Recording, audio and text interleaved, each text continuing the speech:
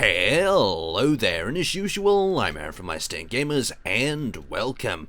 So today we're going to be talking about spider containment and weaponizing spiders, i.e. with an end sort of goal of picking up these spiders, containing them in either a warhead or a weapon, and deploying it and using them to attack someone else's base. Now the first thing I wanted to test was, is it possible to actually store your spiders without them breaking through the defenses?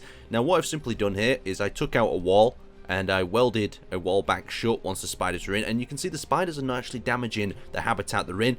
They do have an attack animation though for damaging the habitat, so I've added this extra layer of reinforced armor so that they can't hit the side walls. When I watch them attack the blocks, they don't tend to attack downwards, they tend to attack the wall that is next to them. So I've just reinforced that, and this should be enough to hold them back. Now we need to weaponize this and turn this into a deadly spider bomb. Now when we're developing this bomb, there's a few things we don't actually have to take into consideration. The first one is going to be drop height. We can't just drop these from high out of the atmosphere and hope that they land safely. They'll simply die. We need to have a safe way of dropping these, so either in a drop pod that will fall to the ground, and then when it hits the ground the doors will releasing the spiders, or we're going to have to come up with some other method like a ramp coming down from a ship and we can just feed spiders out of it. We also have to make a way of feeding this trap, a way of capturing more spiders quickly if we want to deploy a whole variety. You can see we've got 5 or 6 here, I think we've got 5 in total, and we had a few more spawning that killed off on the outside of the perimeter, so you could have 7 or 8 spiders. That would be quite a vicious attack drop from a drop pod.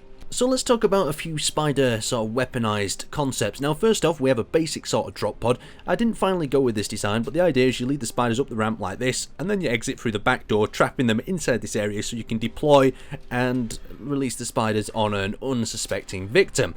Now that doesn't really work too well because we're wasting far too many resources. We've got 4 thrusters to stop the impact of the ship actually breaking up, and this would mean you actually have to recover the spider drop pod bay, and I don't like that idea. So up on top of here is the much simplified, and I don't feel like this is actually wasting many materials at all. All we've got is a catwalk, and we've got a merge block, and if we actually drop this from altitude, I'll show you how it works. You can see as it starts to fall, and the idea is that it'll cushion the blow for the spiders to actually survive, but it'll actually break open like so and release the spiders out into the environment. So we're going to demonstrate this thing working. We've only got 1 spider here for the moment. I'm going to show you how to load it up. So what you've got to do is you bait your spider over to your location and you take it into the trap with you. So once it's in the trap, all I have to do is pop up through the roof and then seal the roof trap behind me. So the roof seal is trapped there. And then I just want to head towards this entrance. Now I've got to be careful, this is where I could lose the spider out of this end. And we just weld up the door, so there's 1 way of it trapped, there's 2, there's 3. So the spider is now trapped inside our cage. So if we have a look there, see the spider's trapped inside, and as long as we keep its attention, it'll try to chase after us and not destroy the cage. Now for the next step, we're going to come along and bring our ship into perspective, pick this cage up with our spiders in. Obviously we could have a whole horde in here, but the risk of that is they might damage themselves, and then we're going to drop them from the ship. So I'm going to load this up with multiple spiders, and we'll see how we can get them in. So we've got 1 in there for the moment. We just need some more spiders to spawn, and I'll start hoarding them together. So the next critical part of this test is to see if we can actually move spiders around. And what I've done here is I've got one of the new drop pods that I've been working on. I'll show you some of the other designs in a moment.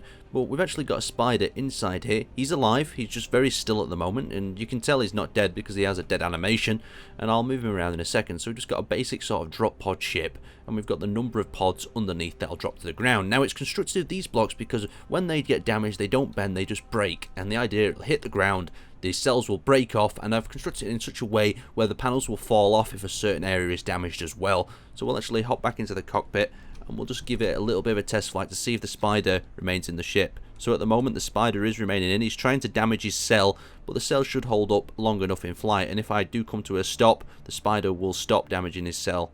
So let me just test that out. Okay, still trying to damage his cell. Give him a little bit of a thrust backwards.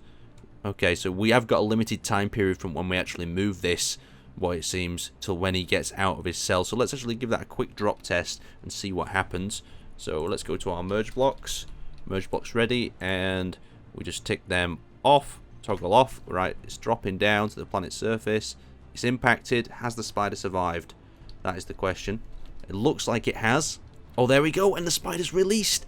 So this test method worked, but that's very low altitude. We don't have to test this from higher altitude up, but we can see we've got a spider that's successfully been dropped in, and that means we could drop that into someone's base area in a horde of them, and we could have a serious attack on our hands. Weaponizing spiders here, guys.